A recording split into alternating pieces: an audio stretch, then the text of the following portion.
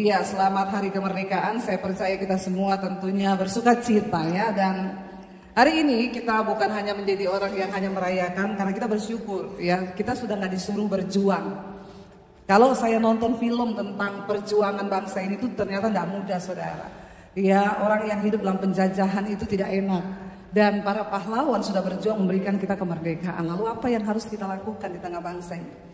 Saya pengen kita membuka bersama 1 Petrus pasal yang kedua. 1 Petrus pasal yang kedua, kalau saudara kita lihat di sana ya, ayat, saya tadinya menyiapkan satu ayat dari 1 Petrus pasal 2 ini, tapi tadi waktu duduk di situ berubah ya. Makanya kadang kalau panitia minta ayat sama saya itu malam-malam, Bu, ayatnya apa, Bu? 1 minggu dikejar, Bu, ayatnya apa? Saya bilang Roh Kudus berbicara. Mereka tuh kadang suka nggak percaya, saudara. Saya ini firman tuh saya sudah sampaikan ya. Kenapa saya nggak bisa pakai PowerPoint? Berkali-kali saya pakai PowerPoint, sudah duduk di situ 5 menit sebelum khotbah berubah semua. Jadi saya udah nggak mau kayak begitu. Ya, tapi ya ribet lah ya kalau klien tanya, Bu, ya masih 1 bulan nih, ada yang begitu. Masih 1 bulan, Bu, ayatnya apa, temanya apa? Saya bilang belum ada. Ya, karena nanti kita mengalir saja lah, nggak bisa mengalir, Bu. Ya sudah kalau gitu hanyut saja lah. Nggak bisa mengalir, hanyut sudah ya. Iya, hari ini 1 Petrus pasal yang kedua masih di 1 perikop kok ya. Jadi saya minta maaf sama media karena memang ada beberapa LED di gereja itu memang harus di setting jauh-jauh ya. Jadi pendeta juga ikut di setting jauh-jauh. Ya, kita baca bersama 1 Petrus pasal yang kedua, saudara ya. Dan saya sudah kasih di situ tadi kemarin ayat yang ke-16 kalau nggak salah ya. 1 Petrus pasal yang kedua ayat yang ke-16 saya dikatakan begini, tolong ditayangkan. Nanti siapkan ayat yang sebelumnya 11 ya sampai 17. Hiduplah sebagai orang merdeka dan bukan seperti mereka yang menyalahgunakan kemerdekaan itu untuk menyelubungi kejahatan-kejahatan mereka, tetapi hiduplah sebagai hamba Allah. Ya, itu ayat yang ke-16, saudara. Tapi saya pengen kita baca mulai ayat yang ke-11 ya.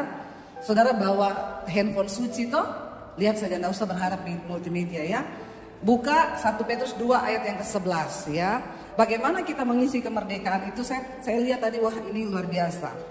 Saudara-saudaraku yang kekasih, aku menasehatkan kamu supaya sebagai pendatang dan perantau, kamu menjauhkan diri dari keinginan-keinginan daging dan berjuang melawan jiwa. Milikilah, ayat 12, milikilah cara hidup yang baik di tengah-tengah bangsa-bangsa bukan Yahudi.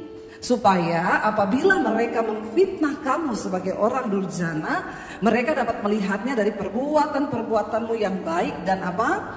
Memuliakan Allah pada hari ia melawat mereka. Ayat 13, tunduklah karena Allah kepada semua lembaga manusia, baik kepada raja sebagai pemegang kekuasaan yang tertinggi maupun kepada wali-wali yang diutusnya untuk menghukum orang-orang yang berbuat jahat dan menghormati orang-orang yang berbuat baik.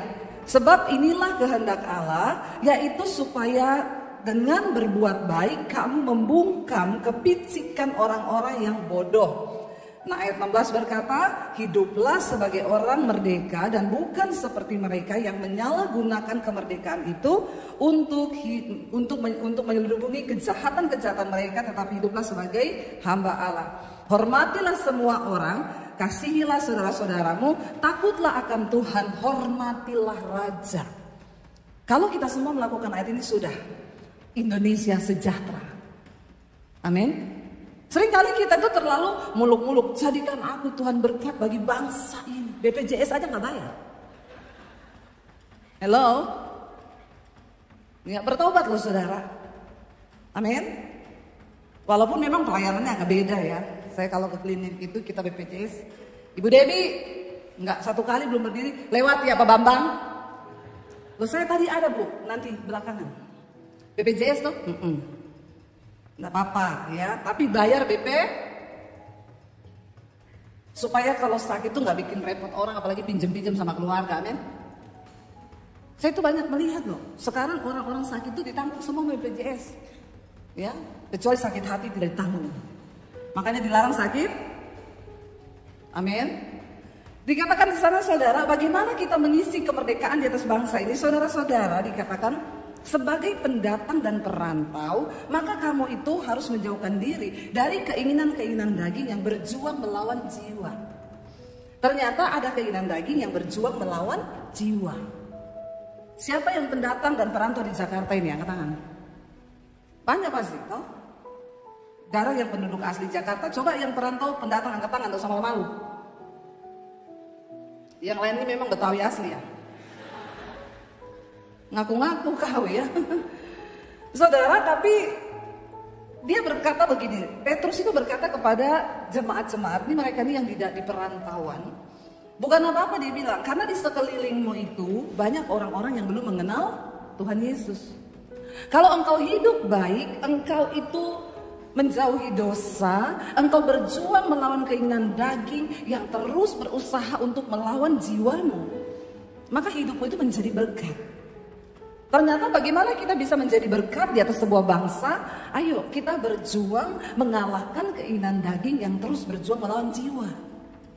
Seringkali jiwa kita ini sudah sehat nih ya. Semua jiwanya sehat kan? Ada yang sakit jiwa?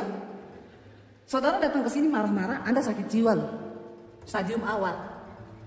Tapi sakit jiwa. Karena dalam jiwa itu ada pikiran, perasaan, dan kehendak.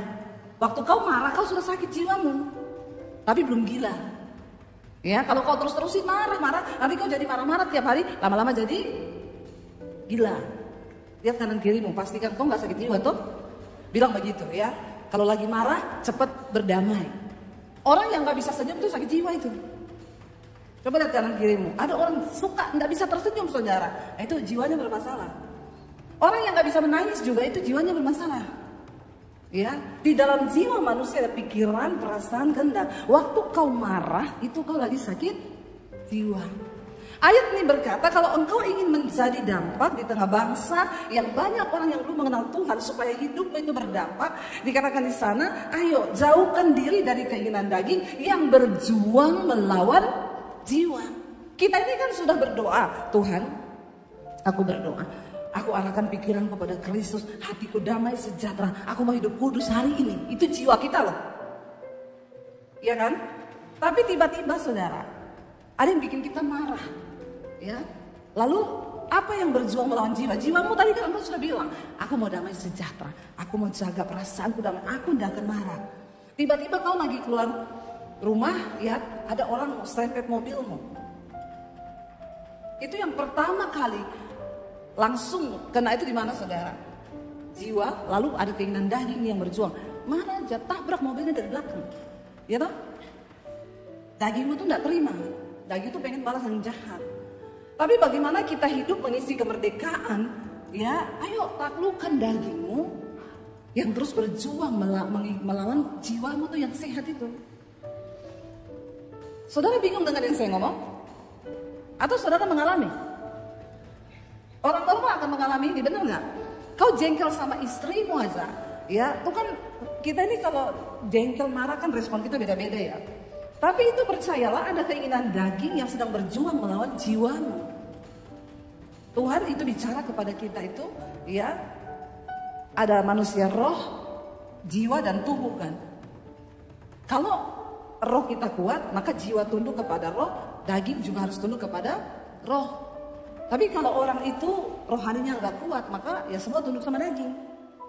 Lalu yang kita lakukan dosa, hidup kita tidak berdampak, bikin masalah, sehingga kedagingan yang menguasai hidup kita. Yang pertama, ya, ayo dikatakan di sana, jauhkan diri dari keinginan-keinginan daging yang akan berjuang melawan jiwa. Ternyata keinginan daging kita ini terus berjuang melawan jiwa. Karena di jiwa itu ada tekad kita, saya mau hidup kudus. Tapi daging ini percabulan, kenajisan, hawa nafsu, nafsu jahat, iri hati, amarah, dendam, kebencian itu dalam daging. Itu terus berjuang melawan keinginan jiwa kita. Makanya kita harus berdoa sungguh-sungguh, saudara. Apalagi ini sudah mau kiamat ya, mau ada gempa besar ya. Nggak usah tanya ibu mau lari di mana, mau lari di mana. Ya lari di hadirat Tuhan. Nggak usah lari kemana-mana. Lari di hadirat Tuhan. Kalau memang belum waktunya mati, kita nggak mati. Amin. Nggak usah mukanya tegang begitu. Bilang amin aja susah loh.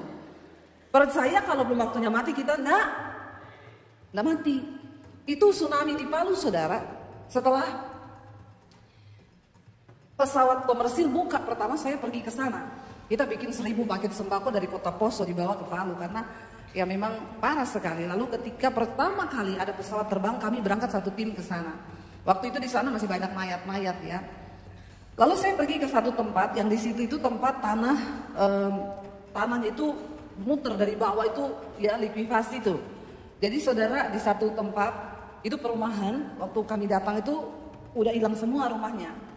Tanah itu tiba-tiba dari bawah saudara seperti digulung.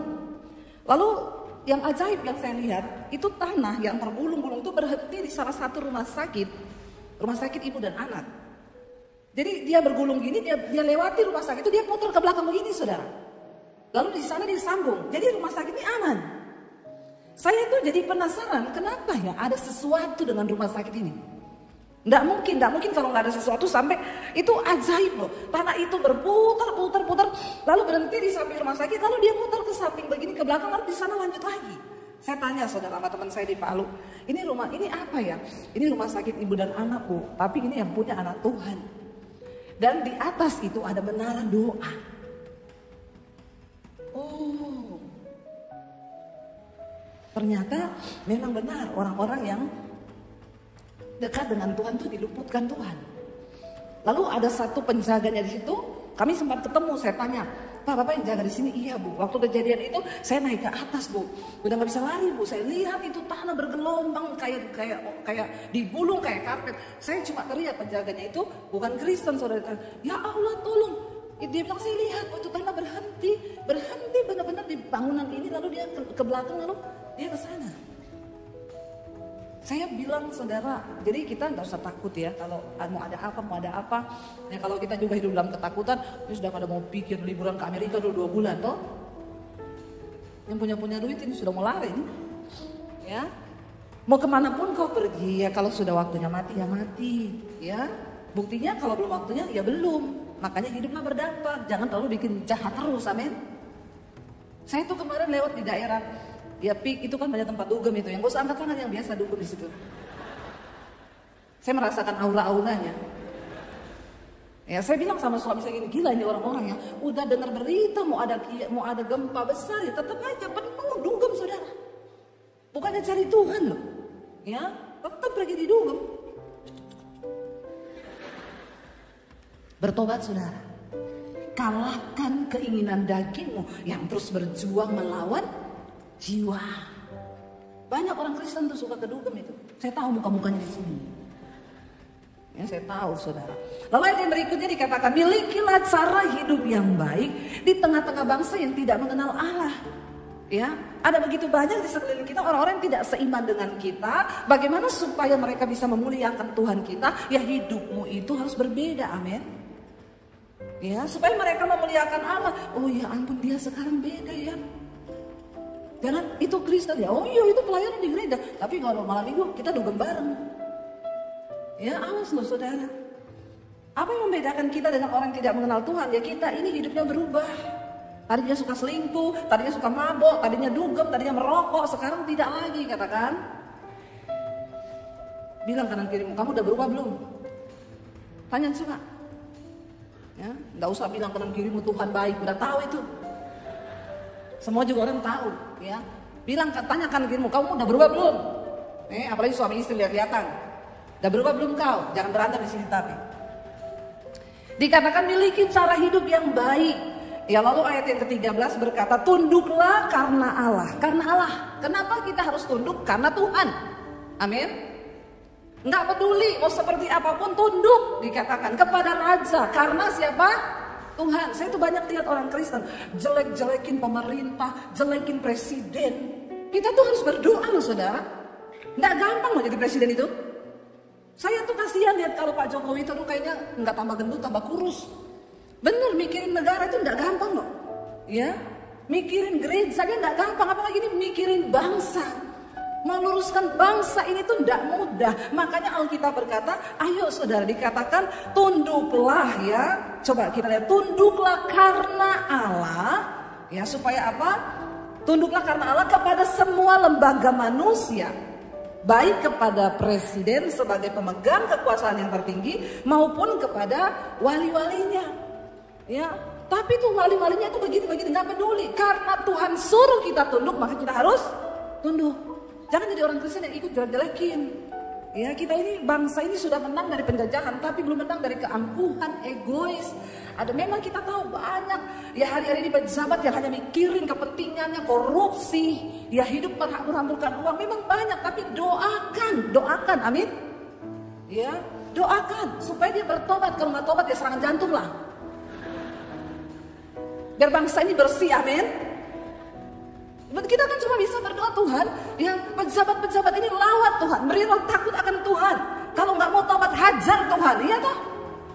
Daripada saudara bikin status, nulis jelek-jelekin apa segala macam, tunduk saja kepada presiden sebagai pemegang kekuasaan tertinggi dan juga kepala wali-walinya. Doakan saudara. Ya, apalagi menjelang pilkada gini. Ya, memang banyak janji dilepaskan. Kemarin saya khotbah di Papua, diundang saudara. Saya ngomong aja di situ, pilkada sama pilkada beda tipis. Ya, kalau pilkada lupa jadi, kalau pilkada jadi lupa. Lupa semua janjinya. Nggak usah tepuk tangan. Siapa yang suruh kau tepuk tangan? Kayak begini kok ditepuk tangannya lo ya. Nggak boleh. Doakan, amin. Doakan Tuhan, zaman nih pejabat ini supaya dia bertobat Tuhan. Korupsi terus. Ya, kalau dia nggak mau tobat, hajar Tuhan dengan caramu. Ya kita nggak tahu cara Tuhan menghajar tuh, karena kita nggak bisa. Tapi Alkitab bilang kita suruh tunduk. Ya suruh tunduk sama pemerintah ini, tunduk karena siapa? Tuhan. Saya lihat ada anak Tuhan kirim di grup semua anak Tuhan. Ya ini gara-gara si presiden ini nih gini. Saya bilang kamu tuh anak Tuhan loh. Alkitab bilang kita tuh tunduk. Ya doakan, nggak usah jelek-jelekin. Belum tentu juga kalau kau jadi presiden bagus, benar nggak? Sok kadang-kadang ya, memang penonton tuh lebih jago daripada pemain. Lihat tuh orang kalau nonton bola, harus ke kiri, ke kanan, padahal coba kalau kau main. Ini orang Kristen ini banyak cuma jadi penonton saja. Ini penonton komennya tuh nggak karu-karuan. Bagian kita tunduk lalu doakan. Dikatakan tunduk kepada semua lembaga, ya dikatakan di sana maupun kepada wali-walinya yang menghukum orang-orang yang berbuat jahat dan ya menghormati orang yang berbuat baik. Doakan supaya hukum Indonesia ini tidak muncul terbalik, amin. Memang beda sih juga Indonesia ini, kita perlu berdoa. Ya, kita kalau di luar negeri, maaf ya saya bukan yang pamer-pamer saya ke luar negeri ya, bukan ya nak ya. Jangan ya nak ya.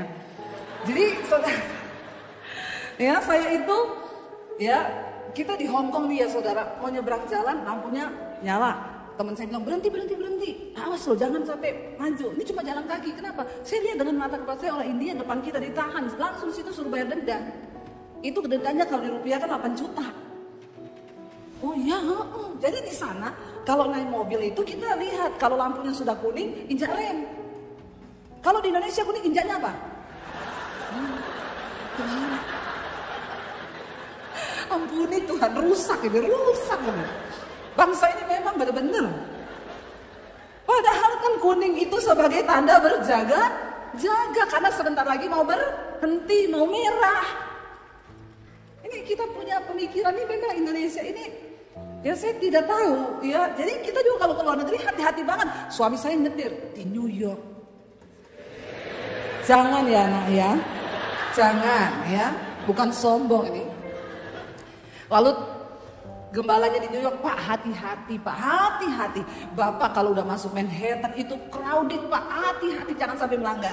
Kita udah deg-degan saudara, masuk Manhattan, suami saya bilang, mana ya crowdednya ya? Terus, crowded kan Pak? Kata suami saya biasa di Ciledug Raya Pak. Astaga Ciledug Raya, dia belum pernah nyetir di Ciledug Raya. Ya, itu jalan paling uji kesabaran di dunia. Ya, udah macetnya kayak gitu, tanpa proyek galian tiap tahun. Itu taman ya, udah bagus kan? Saya bilang sama suami, udah bagus taman ini. Tapi lihat saya besok dibongkar nih, bener. Udah bagus, besok dibongkar. Saya tanya sama teman saya, itu taman kenapa udah bagus dibongkar? Untuk penyerapan anggaran Bu. Oh, ya kalau nggak dibongkar nggak diserap. Berdoa buat bangsa ini, amin. Biar tidak banyak penyerapan yang begitu.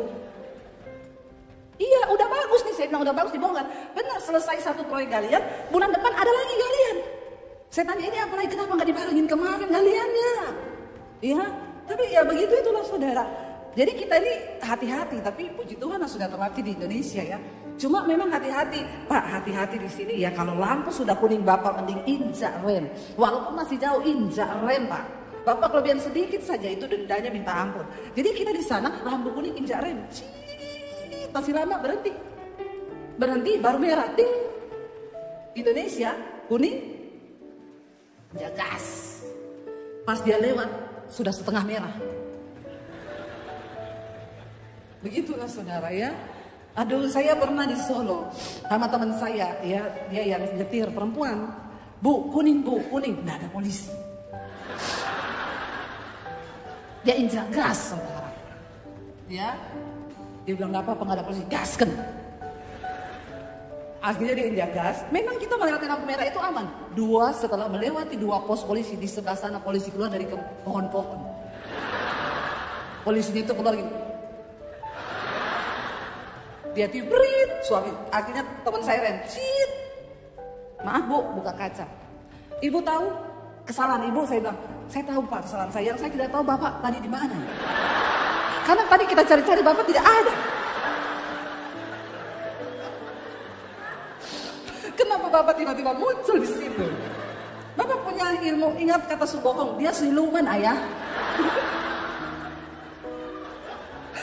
Oh, ternyata siluman. Ya sudah, akhirnya atur damai. Saya bilang sama teman saya, ibu juga tadi kan saya sudah bilang berhenti. Lah tadi kan nggak ada polisinya di pos itu. Ya begitulah saudara. Ya, nggak bisa Yura. Jangan ya. Ya, jangan saudara. Biar tidak ada polisi bilang nggak bisa Yura, nggak bisa. Nanti dia sembunyi di depan Yura. Jangan mau ya, amin.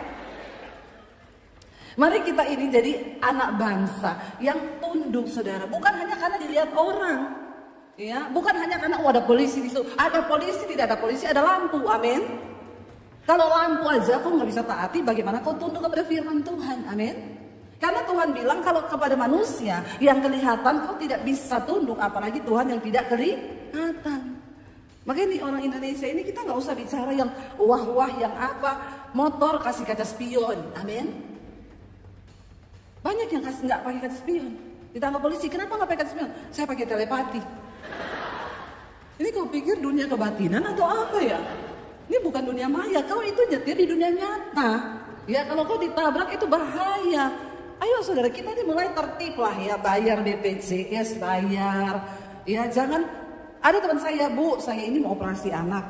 Kan pakai BPJS, masalahnya BPJS itu tidak dibayar, bu. Nah terus sekarang sudah nunggak 15 juta, ya bayarlah, ya.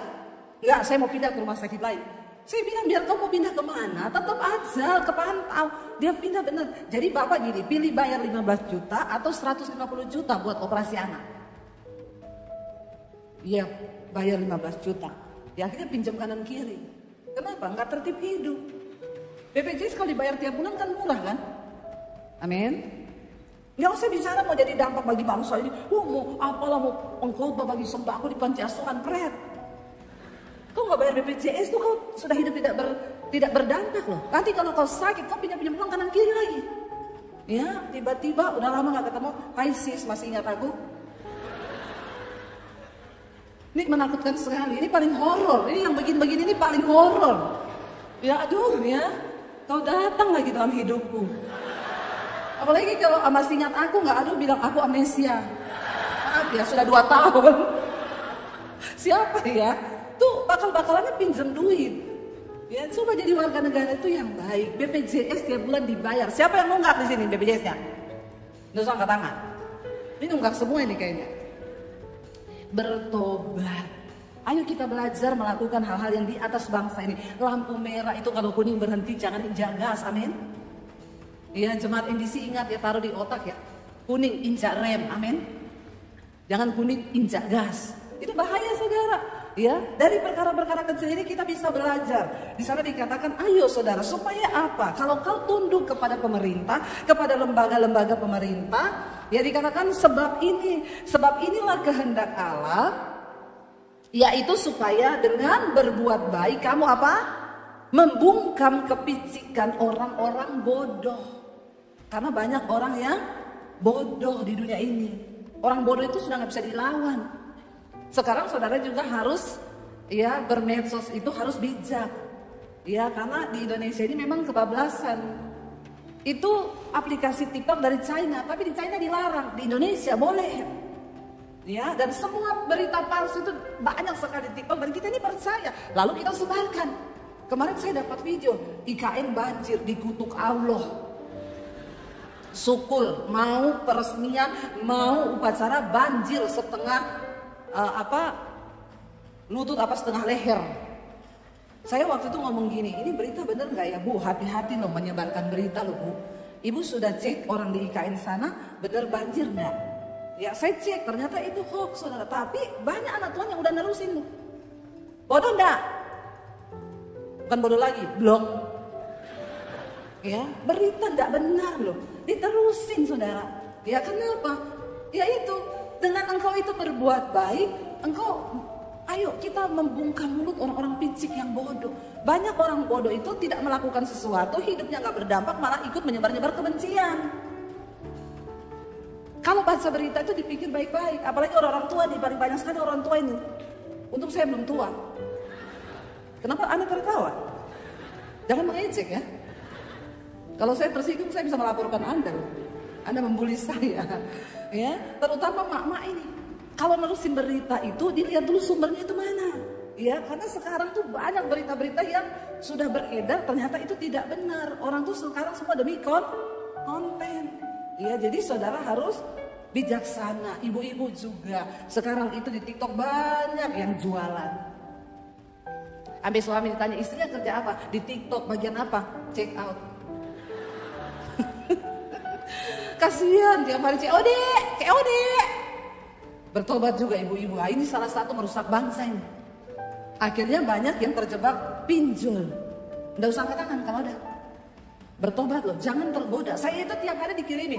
Selamat Debbie Basir, Anda dapat pinjaman 50 juta. Klik yes ya. Tinggal kirim KTP, dikirim. Memang ketika kita itu memang lagi butuh duit, ditawari gitu kan siapa yang mau? Ya tapi ingat loh saudara, tidak ada yang gratis di dunia ini. Jangan tergiur hanya karena kau pengen punya uang. Sekarang ini saya melihat di sekeliling kita tuh banyak sekali orang kena pinjol. Kalau udah kena pinjol, berakhirnya lari ke bunuh diri karena dipermalukan. Saya berapa kali dapat telepon. Jadi gini, kalau ada orang itu konseling ke nomor saya, nggak lama saya ditelepon sama pinjolnya. Karena mereka punya aplikasi yang bisa nggak tahu melacak dia ini hubungannya sama siapa. Tahu Bu ibu kenal sama Bapak Horas? Saya tidak kenal siapa itu. Tapi dia mengaku ibu keluarganya loh. Dia ini pinjol. Dia mencantumkan nomor ibu sebagai orang yang bisa dihubungi. Jadi Bapak sudah pinjamin uang sama dia. Sudah Bu berapa? Sekian juta. Dulu waktu mau kasih harusnya tanya saya dulu. Ini si Horas ini orangnya bagaimana? Iya enggak? Jawab gitu saudara. Kenapa kau tidak tanya saya sekarang kau menagih, kau tanya sama saya di mana dia? Ya kalau kau itu benar, kau tanya dulu, Bu Debbie, ibu keluarganya si Horas ini, ya dia pinjam uang ibu, kira-kira gimana? Maka saya akan jawab, jangan, dia itu tukang utang, udah bayar-bayar. Bahaya saudara, banyak orang Kristen sekarang hidupnya gak jadi berkat, pinjol. Anak-anak muda bertobat, amin.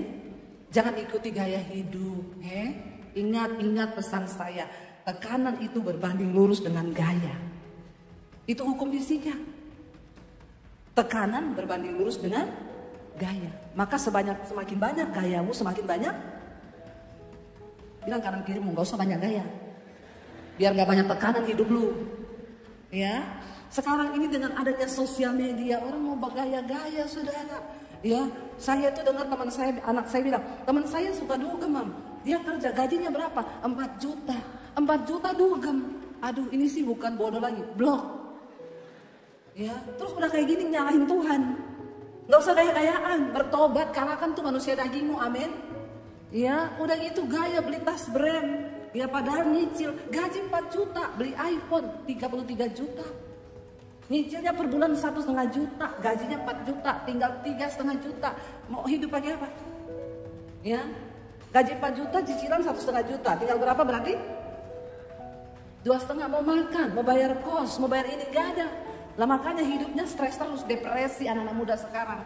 Ya konseling sama temennya, mau ketemu lu dong daripada ke psikiater, mending sama lu nggak bayar. Ya stres saudara. Anak-anak muda sekarang itu gitu, akhirnya ketemulah mereka. Aduh gua nih kata psikiater sudah stadium 3 sakit jiwa, temannya jawab gua 4. Stres nggak? Stres nggak? Ya, gua tadi malam nggak bisa tidur lo sampai jam 3, gua sampai jam 5.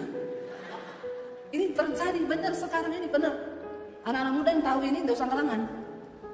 Bertobat. Kenapa? Karena kau nggak bisa hidup, kau nggak bisa menata hidupmu, nggak bisa menata uangmu. Kalau kau ikuti keinginan dagingmu, boro-boro kau jadi berkat buat bangsa. Kau bukan mengisi kemerdekaan, kau merusak kemerdekaan. Amin. Bertobat saudara, apalagi jadi orang Kristen. Janganlah sampai kau itu dikejar utang sampai ini cuma hanya karena keinginan daging. Alkitab bilang asal ada makanan dan pakaian itu cukup. Amin. Ya kalau gajimu sudah 100 juta silakan kamu beli apa aja terserah. Ya tapi kalau masih pas-pasan nggak usah lah ya. Jiwa sosialita, gaji UMR. Ini yang bahaya saudara ya. Udah gaji UMR tapi berjiwa sosialita. Bertobat. Saya tidak panjang lebar, waktunya sudah habis. Mari kita sama-sama saudara merenungkan. Dan dikatakan di sana, sebab itu hiduplah. Ayat 16, sebagai orang-orang merdeka dan bukan seperti mereka yang menyalahgunakan kemerdekaan itu untuk menyelubungi kejahatan-kejahatannya. Ya, jadi saudara janganlah, kita ini sudah merdeka, jangan kita pakai kemerdekaan kita untuk hidup menyelubungi kejahatan, tetapi hiduplah sebagai hamba Allah. Jadi ternyata sebagai hamba Tuhan itu bukan hanya pendeta. Amin. Bilang kanan kirimu, kau itu hamba Tuhan. Bilang. Ya, makanya hidup benar, bertobat bilang, jangan pinjol, nggak usah banyak gaya, nggak apa-apa ngomong ke sebelah kanan kirinya, ini perintah dari mimbar, biar ingat terus sampai pulang diingat, ya bertobat. Yang terakhir bilang sama temanmu samping kanan kiri, kalahkan keinginan dagingmu.